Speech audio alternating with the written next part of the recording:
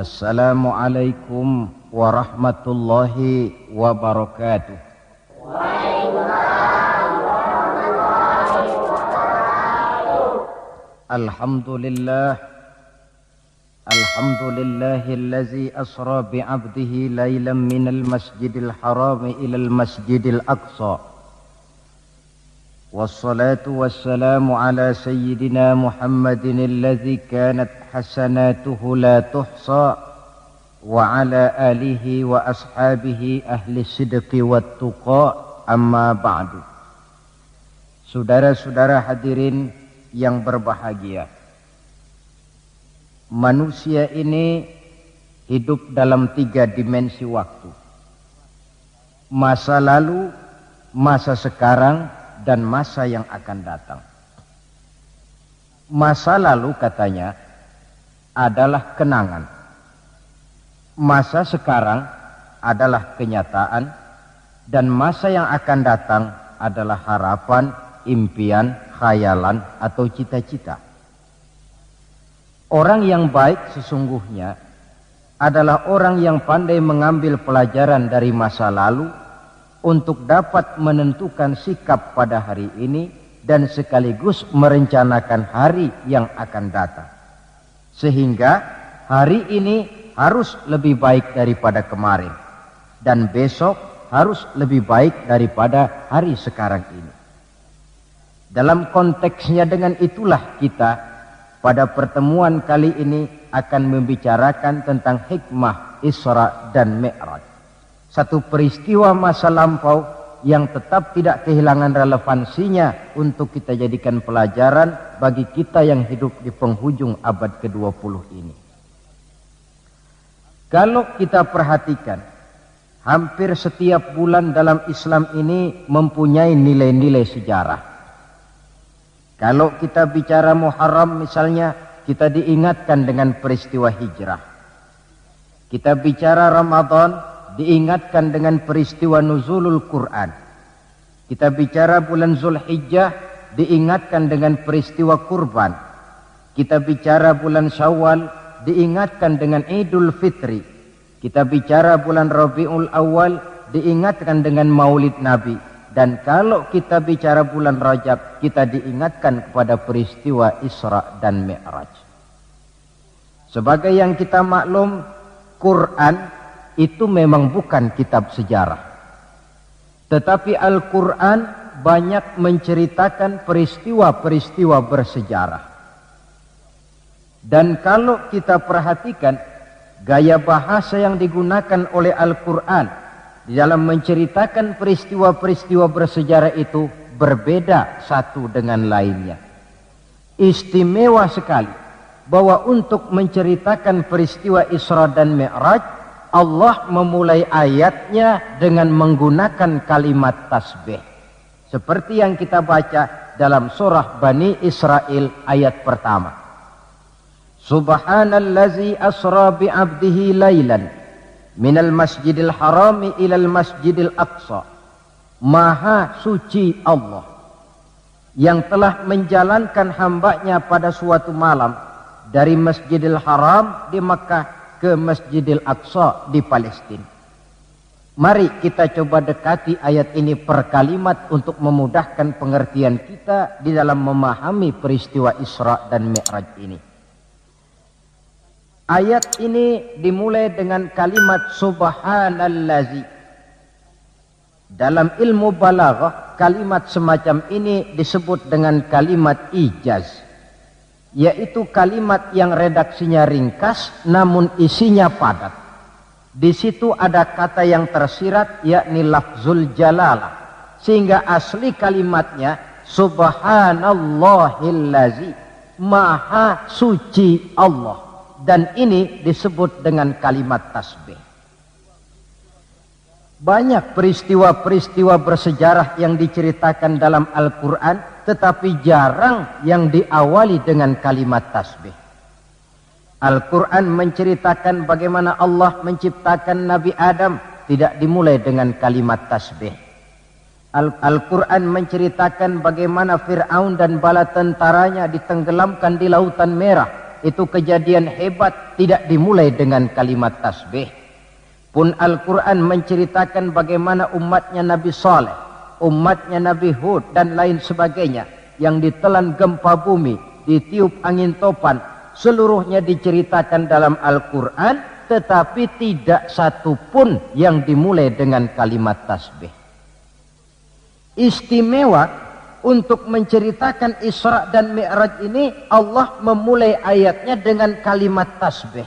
Subhanallazi, maha suci Allah, maha suci dari segala kelemahan, maha suci dari segala kekurangan, maha suci dari segala ketidakmampuan. Allah mempertaruhkan kesuciannya untuk menjamin kebenaran peristiwa Isra dan Mi'raj. Dan sebagai pertanda, Isra dan Mi'raj bukan sekedar peristiwa biasa, tetapi Isra dan Mi'raj adalah peristiwa yang amat sangat luar biasa. Sampai Allah memulai ayatnya dengan menggunakan kalimat tasbih.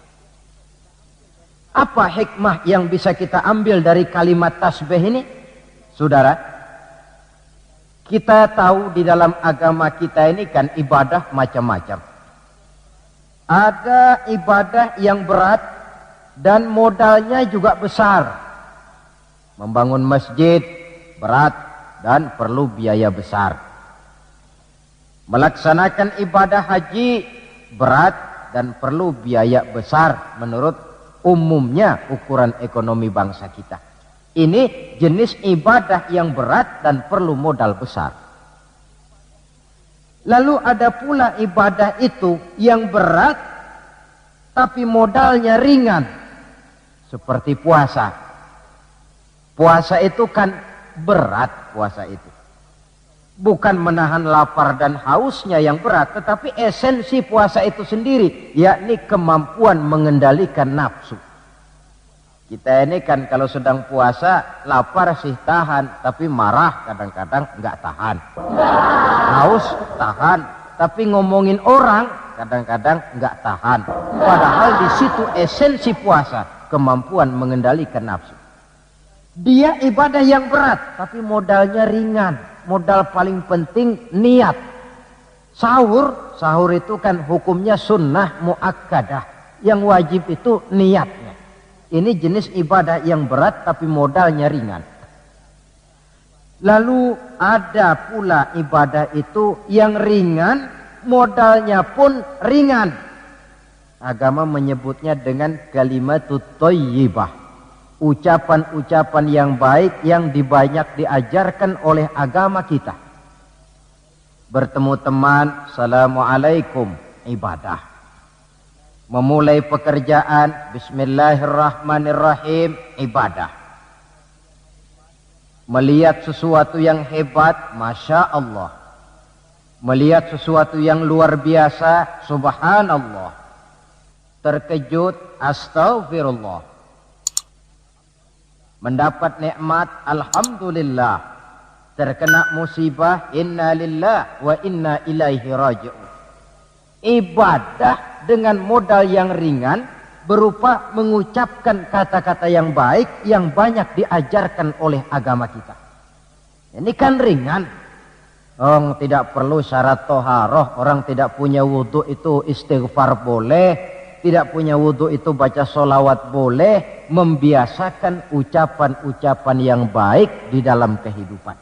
Itu hikmah yang kita ambil dari kalimat subhanallazi. Kalimat selanjutnya asra. Maha suci Allah yang telah menjalankan. Asal kalimat asra ini sara yasiru.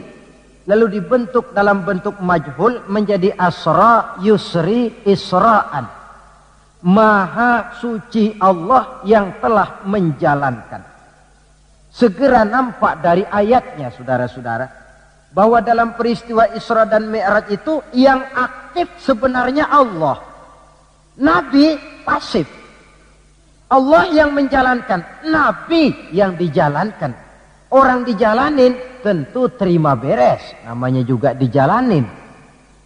Maka tidak heran kalau beliau berangkat dari Mekah kemudian menuju Masjidil Aqsa di Palestina, dari sana naik ke langit pertama, 2, 3, 4, 5, 6, 7, dari sana naik lagi ke Rafraful Akhdar, sampai ke Sidratil Muntaha, sampai di bawah aras, menerima perintah sholat, melakukan kunjungan ke surga dan neraka, kembali lagi ke Mekah tidak lebih daripada sepertiga malam. Kok bisa ya? Kalimatnya asra. Allah yang menjalankan, Nabi yang dijalanin. Tentu saja karena dijalankan, oh beliau lalu terima beres. Andai kata Rasul berjalan sendiri, terang beliau tidak akan mampu menempuh jarak yang demikian jauh dalam waktu yang relatif singkat. Artinya, di dalam memahami peristiwa Isra dan Mi'raj ini, yang dipakai bukan logika intelektualitas manusia, tetapi logika kemahakuasaan yang mutlak dari Allah Subhanahu wa ta'ala. Satu contoh kecil. Saya satu hari berangkat ke Bogor. Jam 9 saya berangkat dari rumah, ambil baju di lemari, saya pakai. Berangkatlah saya ke Bogor. Saya tidak tahu kalau di kantong baju saya ada semutnya. Saya pun berangkat ke Bogor.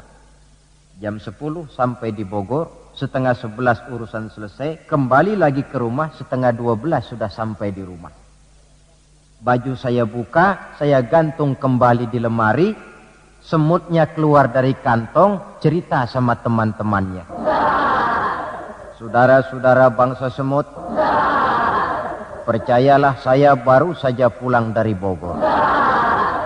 Kata temannya, jam berapa kau berangkat? Tadi jam 9. Lalu setengah 12 sudah sampai lagi di sini? Iya. Temannya yang berpikir menurut logika semut, mana mungkin percaya. Tentu akan berkata, bagaimana mungkin mut? Badanmu begitu kecil, jalanmu begitu lambat, masa ke Bayoran Bogor jam 9 berangkat, setengah 12 sudah pulang lagi? Temannya tidak tahu, semut bukan jalan sendiri, tapi nyempeng di kantong saya. Dahulunya Abu Jahal, Abu Lahab, dan abu-abu lainnya, itu mikirnya pakai logika manusia. Ya jelas toh, peristiwa ini tidak akan bisa dicernakkan oleh logika. Karena itu kalau sedikit orang mau merenungi ayatnya, tidak terlalu sulit memahami Isra dan Mi'raj. Dia kehendak Allah, bukan kehendaknya Rasulullah Sallallahu Alaihi Wasallam. Ini kalimat asra. Kemudian kalimat bi'abdihi, maha suci Allah yang telah menjalankan hambanya. Kenapa kok Allah memakai kalimat tidak langsung? Kan lebih enak saja kalau Allah bilang misalnya, Subhanallazi asra bi Muhammad, maha suci Allah yang telah menjalankan Muhammad. Begitu saja, kenapa sih? Kenapa harus pakai bi'abdihi? Maha suci Allah yang telah menjalankan hambanya, pakai kata-kata hamba. Apa maksudnya? Nah, di dalam kalimat hamba ada dua data. Data pertama, kalimat hamba di sini menjelaskan bahwa Nabi Muhammad itu Isra dan Mi'raj dengan roh dan dengan jasad sekaligus. Sebab apa? Orang hanya dipanggil hamba kalau punya roh dan punya jasad. Jasad tanpa roh namanya mayit. Roh tanpa jasad gentayangan, mungkin namanya pocong. Orang dipanggil hamba tentunya lengkap jasad dan roh sekaligus. Karena itu kalimat bi'abdihi sudah merupakan jawaban Isra Mi'raj terjadi dengan jasad dan dengan roh. Itu data pertama. Data yang kedua, kalimat bi'abdihi ini menjelaskan bahwa Nabi Muhammad itu oleh Allah benar-benar telah diakui sebagai hambanya. Maka lalu dipanggil hamba dalam ayat ini. Saudara mungkin lalu bertanya, Kalau cuma sekedar urusan itu, apa kita ini bukan hamba Allah? Ya tentu, kita ini hamba Allah. Kata siapa? Kata kita. Kalau kata kita, namanya mengaku. Orang mengaku tentu boleh-boleh saja, namanya ngaku. Cuma diakui atau tidak, ini yang jadi masalah. Saya bisa saja berkata, saya kenal dengan Bapak Presiden. Tapi yang jadi masalah, apakah Bapak Presiden juga kenal dengan saya? Dengan kata lain, kalau kata-kata hamba Allah keluar dari mulut manusia, nilainya murah. Kenapa murah? Sebab itu pengakuan.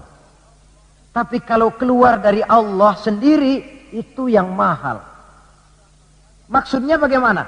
Berapa banyak manusia di dalam hidup ini, mulutnya berkata saya hamba Allah, tapi perbuatannya membuktikan dia hamba dunia, hamba nafsu, budak jabatan, budak pangkat, budak harta. Tidak sesuai antara ucapan dengan perbuatannya. Dari kalimat bi'abdihi ini kita ambil hikmah. Sekali kita menjadi hamba Allah, jangan menghamba kepada yang selain Allah. Sebab syahadat yang kita ucapkan punya konsekuensi. Asyhadu an la ilaha illallah. Saya bersaksi tidak ada Tuhan melainkan Allah. Maka itu berarti saya tidak akan menyembah kecuali hanya kepada Allah. Saya tidak akan pernah takut kecuali hanya kepada Allah. Saya tidak akan pernah minta tolong kecuali hanya kepada Allah. Saya tidak akan menggantungkan hidup kecuali hanya kepada Allah. Saya tidak akan pernah takut kecuali hanya kepada Allah. Konsekuensi yang logis daripada ucapan kalimat syahadat itu. Sekali kita menghamba kepada Allah, jangan menghamba kepada yang selain Allah. Adapun Nabi sebelum dipanggil bi'abdihi dalam ayat ini, kita baca dari sejarah tahun-tahun sebelum beliau dipanggil dengan kalimat bi'abdihi, tahun kelabu, amul huzni dalam sejarah itu, tahun duka cita. Beliau ditinggal oleh paman tercinta Abu Thalib. Setelah paman tercinta meninggal, istri tercinta pun wafat, Khadijah. Wafat kedua pelindung ini makin meningkat gangguan kafir Quraisy. Dihina, dicemoohkan, dicaci maki, dilontari dengan kotoran unta, bahkan akan diancam untuk dibunuh. Lulus menghadapi semua itu, Allah panggil beliau bi'abdihi. Seolah-olah Allah mengatakan, Muhammad itu betul-betul hambaku, tidak bergeser nilai kehambaannya apapun yang menimpa dia. Saudara hadirin yang saya hormati, ini kalimat bi'abdihi. Jadi dari sini kita bisa memahami Isra yang merupakan perjalanan Nabi dari Masjidil Haram hingga ke Masjidil Aqsa, dan Mi'raj yang naiknya Nabi dari Masjidil Aqsa menghadap Allah semata-mata merupakan peristiwa yang terjadi menurut apa maunya Allah. Nah, kemudian apa tujuan daripada Isra dan Mi'raj itu? Hakikatnya cuma Allah yang tahu tentu. Namun kalau kita lihat di penghujung ayatnya, kita akan menemukan kalimat linuriyahu min ayatina. Keseluruhan perjalanan yang ajaib itu, sejak berangkat sampai kembali, tujuannya linuriyahu min ayatina, untuk kami perlihatkan kepada Nabi Muhammad itu sebagian kecil daripada tanda-tanda kebesaran kami, untuk disampaikan kepada umatnya dan kemudian menjadi pelajaran di dalam mengarungi kehidupan. Seluruh perjalanan yang dilihat oleh Nabi, seluruh pemandangan yang ditemui di dalam perjalanan itu merupakan sebagian kecil dari tanda-tanda kebesaran Allah. Dan itu merupakan tamsil, contoh pelajaran buat kita yang hidup di zaman sekarang ini.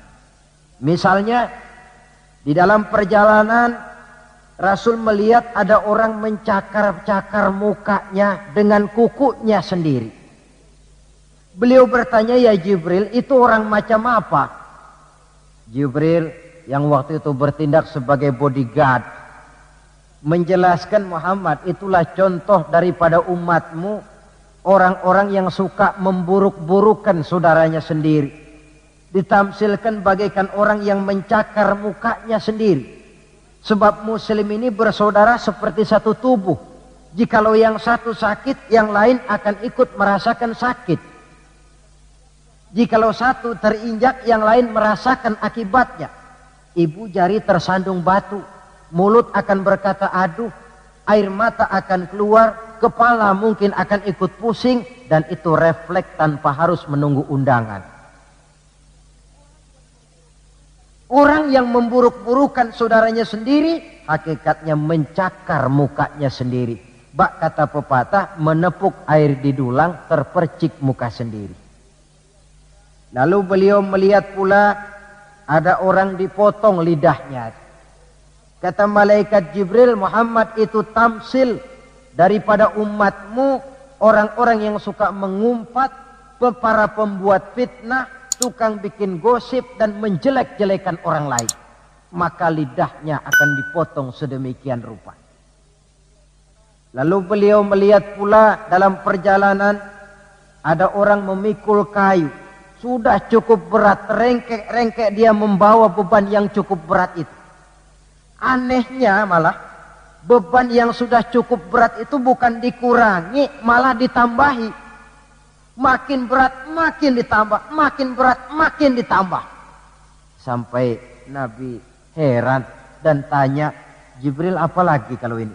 Nah Muhammad, ini tamsil daripada umatmu, orang-orang yang dipercayakan untuk memikul satu amanah, tetapi amanah yang satu belum dia laksanakan, sudah diterima amanah yang lain. Akhirnya bertumpuk-tumpuk di pundaknya amanah-amanah yang harus disampaikan. Orang yang terlalu banyak jabatan, tetapi kemudian ternyata tidak mampu melaksanakan tugasnya. Tapi dikasih jabatan baru, mau lagi. Dikasih yang baru, mau lagi. Soal mampu of tidak, soal nomor 2, yang penting punya jabatan. Orang yang di dalam menerima suatu pekerjaan tidak pernah mengukur dengan batas kemampuan yang dimilikinya. Lalu beliau melihat pula ada sekelompok orang menanam. Hari itu dia menanam, hari itu juga tumbuh, hari itu juga keluar buahnya. Diketamnya, lalu tumbuh lagi gantinya. Tiap kali diketam, tiap kali keluar buahnya. Itu tamsil apa ya Jibril? Kata malaikat Jibril, wahai Muhammad, itulah satu contoh daripada umatmu, orang-orang yang gemar memberikan bantuan kepada orang yang memang memerlukannya. Mereka yang rajin sedekah, membantu fakir miskin, menyantuni yatim piatu, memberikan bantuan kepada pengembangan dakwah, madrasah, pendidikan dan pesantren. Hakikatnya mereka mengeluarkan uang, tetapi hakikatnya itu adalah untuk kepentingan diri mereka sendiri.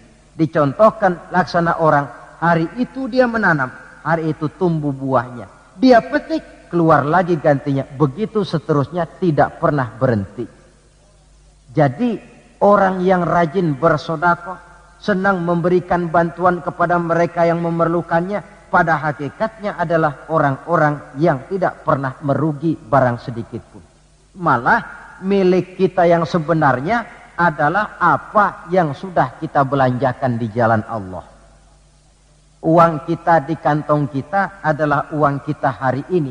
Besok barangkali uangnya sopir taksi. Uang yang ada di dompet, uang kita hari ini. Besok barangkali uangnya tukang rokok. Uang kita yang sebenarnya, apa yang sudah kita belanjakan di jalan Allah. Baik dalam bentuk zakat, infak, sedekah, dan lain sebagainya. Tentu banyak peristiwa yang dilihat oleh Nabi di dalam perjalanan yang seluruhnya merupakan pertanda kebesaran dari Allah Subhanahu wa Ta'ala. Nah, saudara, kemudian di antara tujuan Isra dan Mi'raj, di samping memperlihatkan sebagian kecil tanda kebesaran Allah, menerima perintah sholat. Dari segi menerimanya saja sholat itu sudah istimewa. Coba kita lihat. Allah perintah kita puasa. Cukup turun ayat. Ya ayyuhalladzina amanu kutiba alaikumussyiyam. Cukup turun ayat. Allah perintah orang yang mampu untuk melaksanakan ibadah haji. Cukup turun ayat. Allah perintah kita bayar zakat. Cukup turun ayat. Tapi Allah perintah kita sholat. Tidak cukup cuma sekedar turun ayat. Nabinya langsung dipanggil. Dari segi ini saja sholat itu sudah istimewa. Benar kalau Nabi menyatakan innama masalus sholati fid din kama salir ra'si fil jasad. Kedudukan sholat dalam agama sama dengan kedudukan kepala dalam anggota badan manusia. Kita yakin manusia tidak punya sebelah tangan mungkin masih bisa hidup. Manusia tidak punya sebelah kaki barangkali masih bisa hidup. Manusia tidak punya sebelah telinga masih bisa hidup.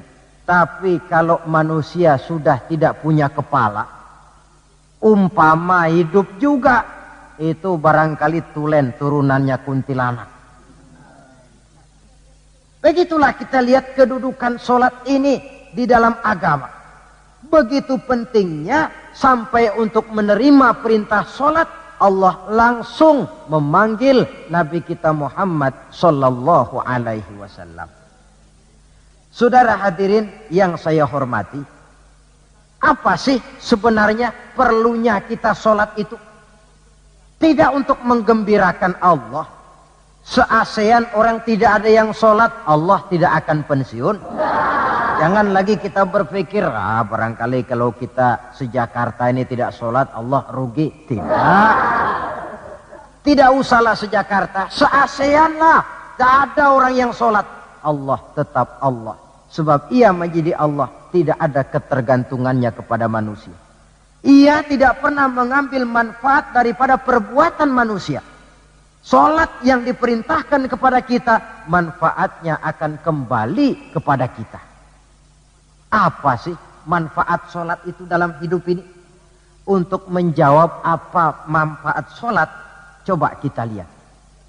Ayat yang memerintahkan sholat itu selalu oleh Allah dimulai dengan kata aqimis sholah. Tidak ada i'malis sholah, if'alis sholah. Tidak. Mesti aqimis sholah. Dirikan sholat. Bukan kerjakan. Tapi dirikan. Maaf saudara. Mungkin di antara kita sudah banyak yang mengerjakan sholat. Tapi belum banyak yang mendirikan sholat. Apa bedanya Pak mengerjakan sholat dengan mendirikan sholat itu? Kalau mengerjakan sholat itu cuma asal sekedar gugur kewajiban. Kadang-kadang keluar sholat Jumat nukar sendal. Mentang-mentang khotibnya khutbah. Saudara-saudara kaum muslimin, ambillah yang baik, tinggalkan yang buruk. Lalu keluar praktek. Padahal sholat. Di situ kita lihat bahwa orang macam ini sebenarnya hanya sekedar baru mengerjakan sholat. Belum mendirikan sholat. Padahal agama menuntut kita dirikan sholat. Apa pengertian mendirikan sholat itu? Mendirikan sholat artinya mengerjakan sholat dengan betul, cukup syarat rukunnya, selesai sholat, ajaran sholat diterjemahkan di luar sholat.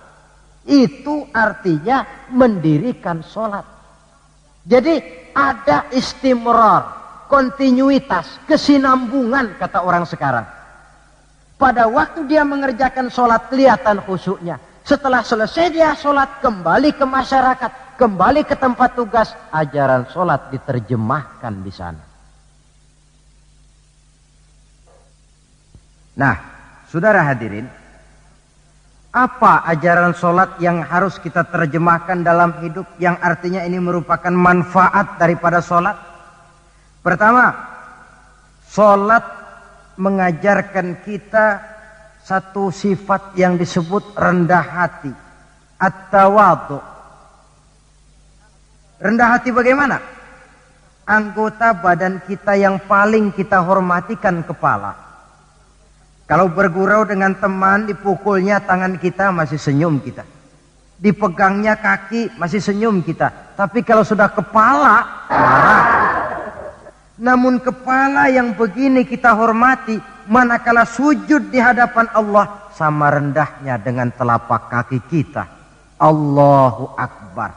Selesai sholat, kembali ke masyarakat, sombongnya hilang. Ini mendirikan sholat. Sebab apa? Dia tahu orang sombong itu Allah tidak senang. Iblis diusir dari sorga itu kan cuma karena sombong. Diperintah sujud kepada Nabi Adam, dia tidak mau.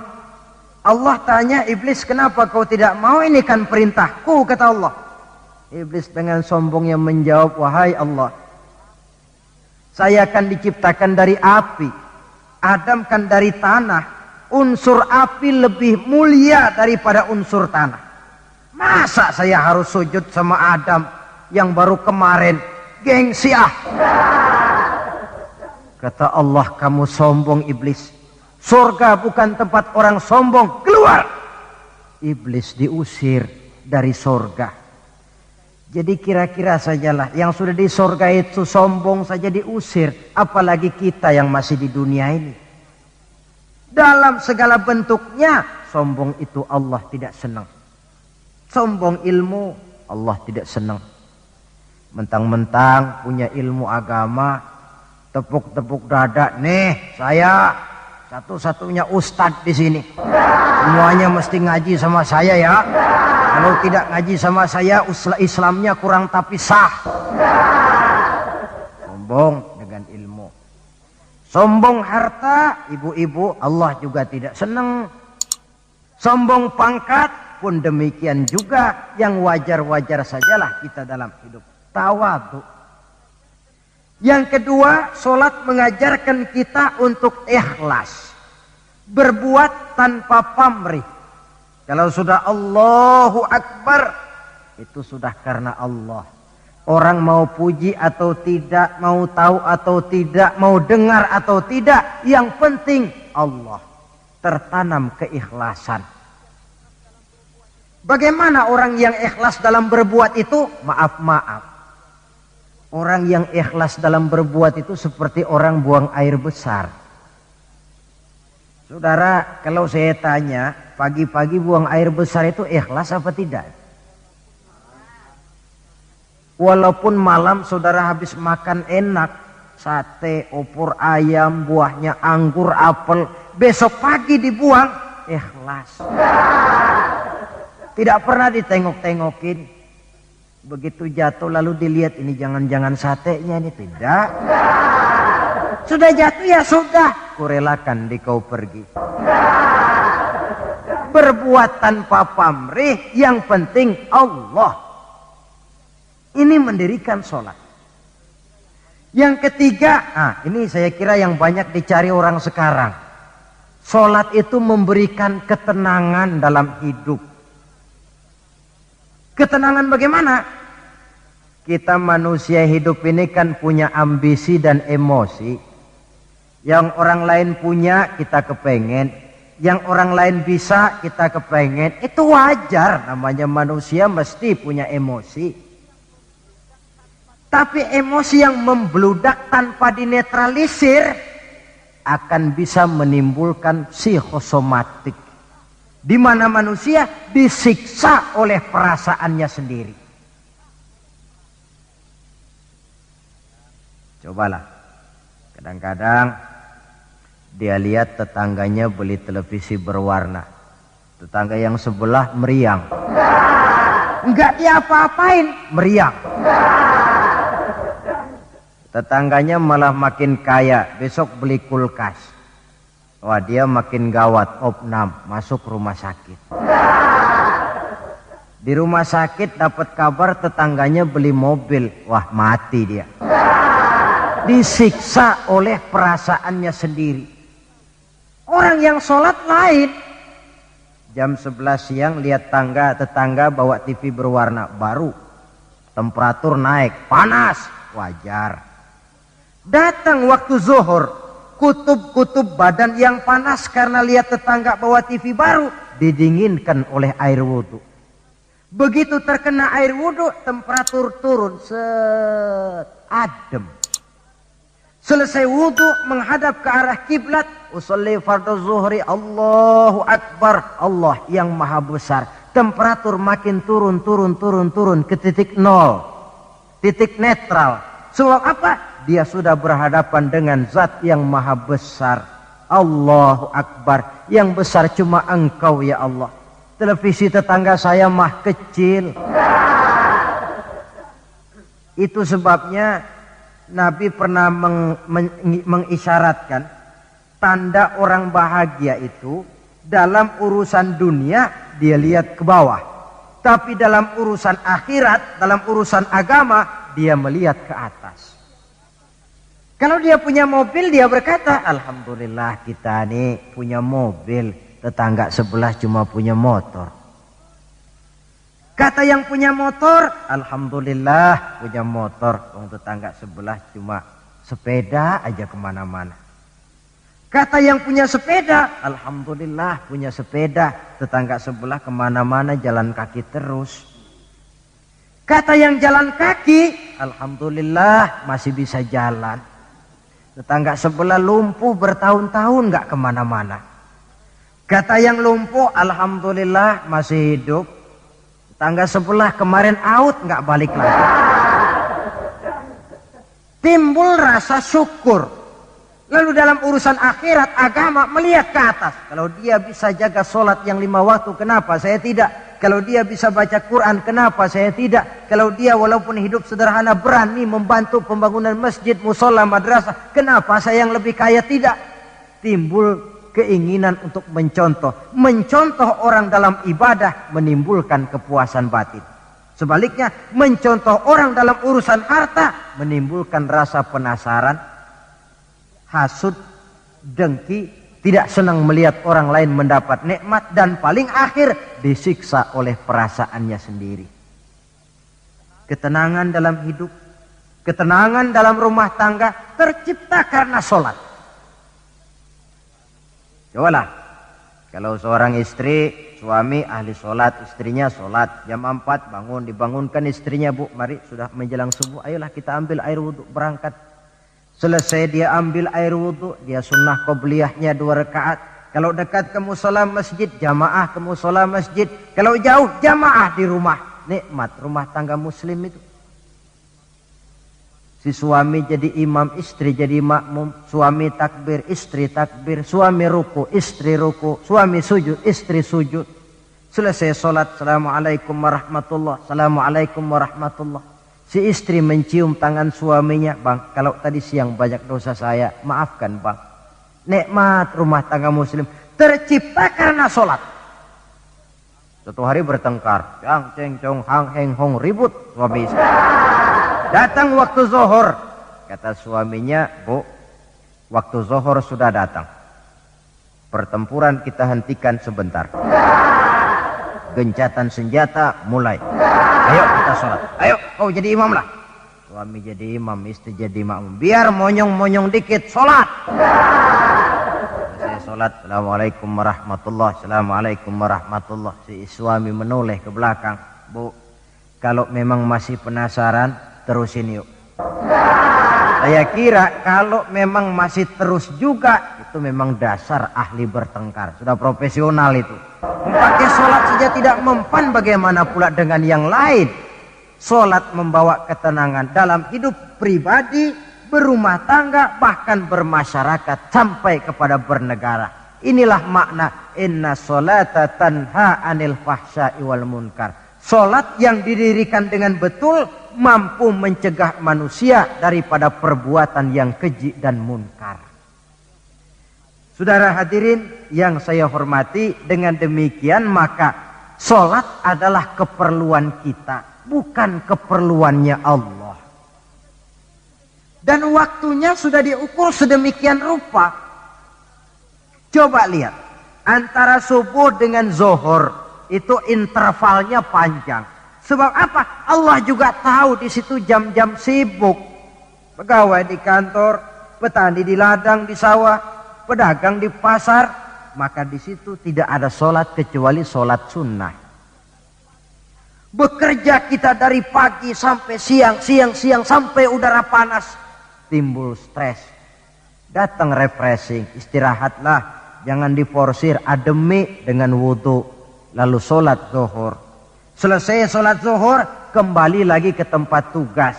Antara zuhur dengan asar, intervalnya lebih pendek. Sebab apa? Dalam udara panas kerja cepat melelahkan. Maghrib dengan isya, intervalnya lebih pendek lagi. Sebab apa? Sudah masuk malam. Sebagian besar kejahatan justru terjadi pada waktu malam. Antara isya dengan subuh, intervalnya memang panjang. Tapi di sana ada terminal kontrol cadangan yang disebut tahajud, hajat, dan sebagainya. Terminal-terminal kontrol cadangan untuk menjaga stabilitas temperatur batin manusia. Jadi dengan demikian, kalau diabaikan, kerugian untuk manusia sendiri. Sebab hakikatnya Allah tidak pernah mengambil manfaat daripada amal dan perbuatan manusia itu. Nah, saudara-saudara, dari uraian yang singkat ini kita ambil beberapa kesimpulan. Pertama, Isra dan Mi'raj adalah maunya Allah. Kita manusia punya kemauan, Allah juga punya kemauan. Kalau kemauan kita sesuai dengan kemauan Allah, tentu jadi. Kalau tidak, ya tidak, maunya Allah yang jadi, bukan maunya kita. Nah, agar mau kita dimaui Allah, caranya bagaimana? Mudah saja, ikuti apa maunya Allah, nanti dia ikuti maunya kita. Dekati Allah, nanti dia dekat dengan kita. Kalau dekat, fasilitas tentu dikasih. Memang kita dekat sama lurah saja kadang-kadang dapat fasilitas kan? Dekat dengan orang-orang tertentu bisa mendapat fasilitas. Dekat dengan Allah, demikian juga adanya. Sarana komunikasi yang paling efektif untuk mendekati Allah, sholat adanya. Yang kedua, seluruh kejadian dalam alam hanya bisa terjadi karena dua proses. Pertama yang disebut proses kauniyah, yaitu seluruh kejadian yang terikat oleh hukum kausal, hukum sebab akibat. Kalau begini, mesti begitu. Kejadian seperti ini bisa diperhitungkan, dapat diperkirakan, dan bisa dianalisa. Tapi ada kejadian lain yang disebut proses rabbaniyah. Kejadian yang terjadi menurut apa maunya Allah dan tidak tunduk kepada manusia, kepada hukum kausal. Contoh, kalau ada anak kecil, logika kita akan lalu mikir, ini ada anak kecil, mesti ada bapaknya, mesti ada ibunya. Ibu bapak sebab anak akibat, itu proses kausal. Tapi kalau Allah yang mau, tidak mesti. Nabi Adam, ibu tidak ada, bapak tidak ada, Allah mau, jadi. Tidak bisa diselidiki secara eksat. Bagaimana ya proses terjadinya Nabi Adam secara antropologi budaya? Buntu. Nabi Isa, ibu ada, bapak tidak ada, Allah mau, jadi. Tidak bisa diselidiki secara medis. Bagaimana ya menurut ilmu kedokteran? Kok Siti Maryam bisa hamil padahal dia tidak punya suami? Mukjizat. Maryam hamil tanpa suami, Allah yang mau. Cuma tentu agak kita sesalkan bahwa di zaman sekarang ini rupanya banyak juga perempuan-perempuan tidak mau kalah dengan Siti Maryam ini. Ini barangkali termasuk mukjizat abad 20. Saudara-saudara, otoritas intelektual perlu, tapi tidak bisa mentargetkan. Beberapa tahun yang lalu, Direktorat Vulkanologi itu sibuk mengawasi 2 buah gunung berapi yang dianggap bahaya kelas 1 dan setiap saat bisa meletus. Sore, pagi, siang, malam diawasi. Merapi di Jawa Tengah, dan Anak Krakatau di Selat Sunda. Apa yang kemudian terjadi? Yang diawasi tenang-tenang saja. Yang tidak diawasi malah batuk-batuk, galunggung. Begitu galunggung meletus, komentar macam-macam. Kata Direktorat Vulkanologi, oh itu kan gejala alamiah, gejala alamiah. Kata yang seniman, oh itu karena alam sudah bosan bersahabat dengan manusia. Macam-macamlah komentar. Tapi satu hal yang jelas, otoritas intelektual manusia itu harus sadar akan kelemahan keterbatasannya. Janganlah karena terlalu memuja otak sampai kita lupa kepada yang bikin otak. Sebab bagaimanapun jeniusnya otak manusia, yang bikin otak tentu lebih jenius lagi. Kita kagum dengan otak manusia, tapi kadang-kadang kita lupa dengan sang pembuat otak. Isra Mi'raj proses Rabbaniyah. Allah yang mau, bukan Nabi Muhammad yang mau. Api, kalau menurut kita kan api itu panas, membakar. Kalau menurut Allah tidak, api itu netral.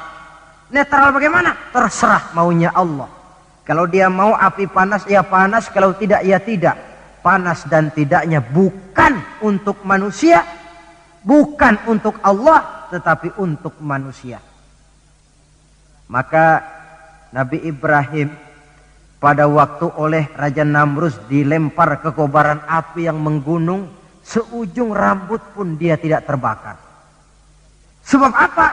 Ketika dia hampir jatuh ke dalam api, Allah berkata kepada api, ya naru kuni bardan wa salaman ala Ibrahim. Hai api, dinginlah kamu, selamatkan Ibrahim. Api tunduk kepada maunya Allah, seujung rambut pun Nabi Ibrahim tidak terbakar, malah kedinginan di tengah kobaran api. Kasus macam ini tidak bisa diselidiki secara eksat. Bagaimana kok Nabi Ibrahim itu enggak kebakaran di dalam api? Oh, barangkali baca ayat itu tuh yang tadi itu. Saudara boleh coba. Bacalah ya narukuni bardan wasalaman alaya. Masuk saudara ke dalam api, insya Allah mateng. Kalau potongan kita. Sebab yang kita mau itu belum tentu Allah mau. Kalau yang kita mau Allah mau, tentu jadi. Kalau tidak, tidak. Isra Mi'raj sekali lagi. Peristiwa Rabbaniyah dan bukan peristiwa kauniyah. Logika di dalam memahaminya bukan logika intelektual, tetapi logika kemahakuasaan yang mutlak dari Allah Subhanahu wa ta'ala. Yang ketiga, marilah kita berusaha agar setiap gerak hidup dalam dunia ini bernilai ibadah. Sekurang-kurangnya berupa ucapan-ucapan yang baik. Bukankah yang namanya ibadah itu ya sholat ibadah, puasa ibadah, zakat ibadah, haji ibadah. Tapi tidak terbatas kepada hanya sekedar itu. Membangun rumah sakit, membangun sekolah, membangun panti asuhan yatim piatu, itu keseluruhannya merupakan ibadah. Sekurang-kurangnya ibadah dalam bentuk ucapan-ucapan yang baik, yang menyenangkan orang dan berpahala kita mengucapkannya. Ini tidak terlalu sulit dan bisa kita praktekkan di dalam kehidupan sehari-hari. Begitu pentingnya soal ucapan, sampai dalam satu ayat Allah menjelaskan, wa qaulun ma'rufun khairun min shadaqatin yatba'uha adza. Ucapan yang baik itu lebih disukai Allah daripada sedekah tapi menyakitkan hati orang yang menerimanya. Sedekah itu pahalanya besar tentu, tapi kalau menyakitkan hati orang yang menerima, lebih baik ngomong yang enak-enak sajalah. Termasuk ini kalimatut thayyibah, ucapan yang baik. Yang keempat, marilah kita menjaga stabilitas kita sebagai hamba Allah. Miskin hamba Allah. Jadi orang kaya tetap hamba Allah. Orang biasa hamba Allah. punya pangkat, jabatan, kedudukan, tetap hamba Allah. Dalam keadaan bagaimanapun posisi kita, nilai kehambaan jangan bergeser adanya. Yang kelima, Isra Mi'raj sesungguhnya merupakan batu ujian. Setelah terjadi peristiwa Isra Mi'raj, kelihatan mana yang loyang, mana yang emas, mana yang batu kerikil, mana yang mutiara dan intan.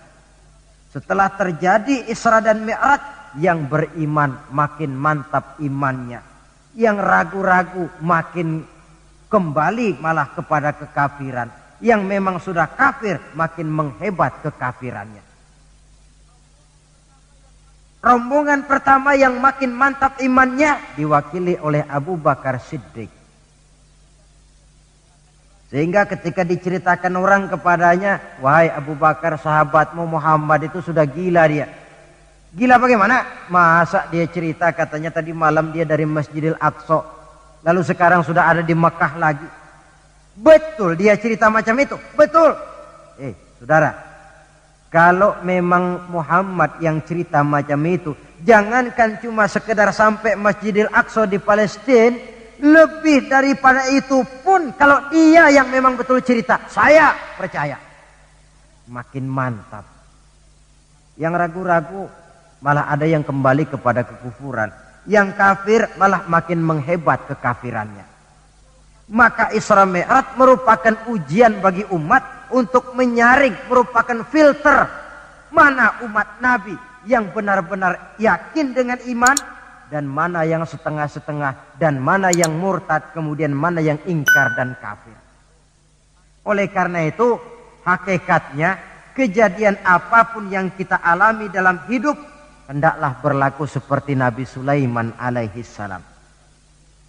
Diberikan beliau kekuasaan, diberikan pengetahuan, diberikan harta yang banyak. Atas semua itu beliau hanya berkata, hadza min fadli rabbi liyabluwani aashkuru am akfur. Semua ini, kekuasaanku, hartaku, ilmu pengetahuan yang diberikan kepadaku, ini cuma sekedar karunia untuk menguji diriku, adakah aku bersyukur karenanya atau malah aku menjadi ingkar karenanya.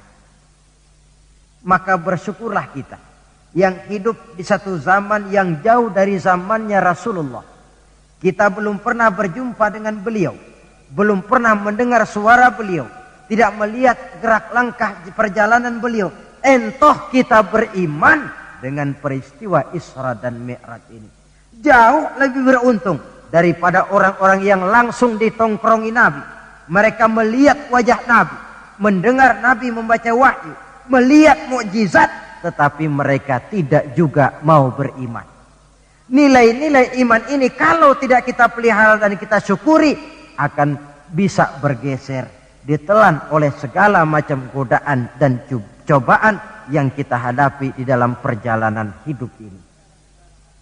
Saudara-saudara hadirin yang saya hormati, dengan begitu maka Isra dan Mi'raj dengan segala kejadian yang ada di dalamnya sekali lagi merupakan bukti kemahakuasaan yang mutlak dari Allah dan kelemahan serta keterbatasan dari kemampuan yang dimiliki oleh manusia.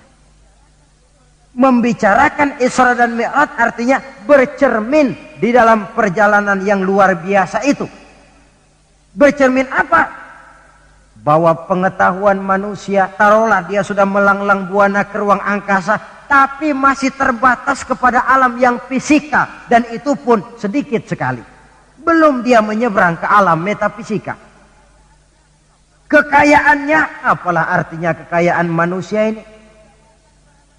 Jabatan barangkali, kita semua sadar bahwa pangkat yang paling tinggi sebenarnya kan pensiun. Titel yang paling akhir tidak lain adalah almarhum. Setiap kita akan berjalan ke arah itu, sehingga tidak terkena apa yang diingatkan Allah, kalla innal insana la yatgha ar-ra'ahu istaghna. Manusia itu mudah lupa diri manakala melihat dia sedikit mampu, kaya, berkuasa, pandai, mudah lupa diri. Cobalah lihat Berapa banyak orang-orang yang tadinya sudah adil, berjuang menegakkan keadilan, namun di tengah jalan dia bisa berbalik meluncur menjadi orang yang justru menginjak-injak keadilan itu sendiri. Berapa banyak orang-orang yang tadinya sudah benar, berjuang menegakkan kebenaran, atau sekurang-kurangnya berniat untuk membela kebenaran, tapi di tengah jalan dia bisa berbalik menjadi orang yang justru hanya mau benar sendirian, walaupun tidak benar bagi orang lain. Wa idza massal insana durru da'ana li janbihi aw qa'idan aw qa'ima falamma kashafna anhu durrahu marra ka'allam yad'una ila durrin massahu. Kalau manusia ditimpa kesulitan, dia bermohon kepada Allah supaya dihilangkan kesulitan, baik pada waktu berdiri, sambil berbaring, sambil tidur. Manakala kesulitan sudah dihilangkan, marra ka'allam yad'una ila durrin massahu, dia pun berjalan dengan sombongnya, seolah-olah belum pernah minta tolong kepada Allah. Ini kecenderungan manusia.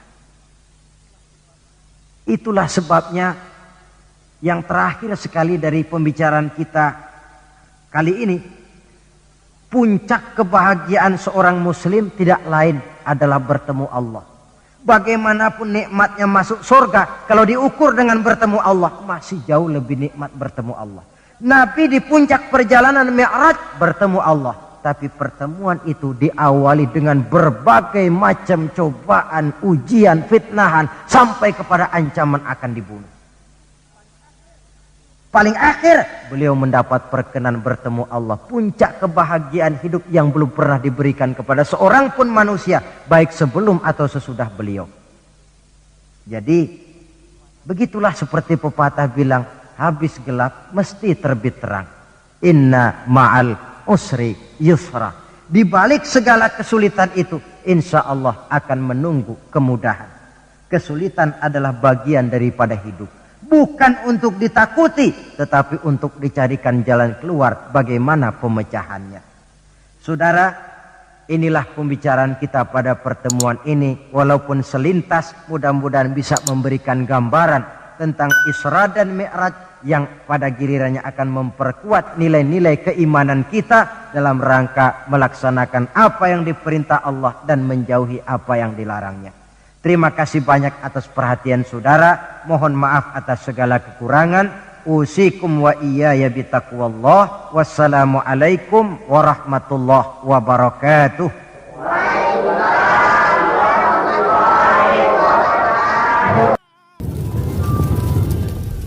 Sekian dan terima kasih.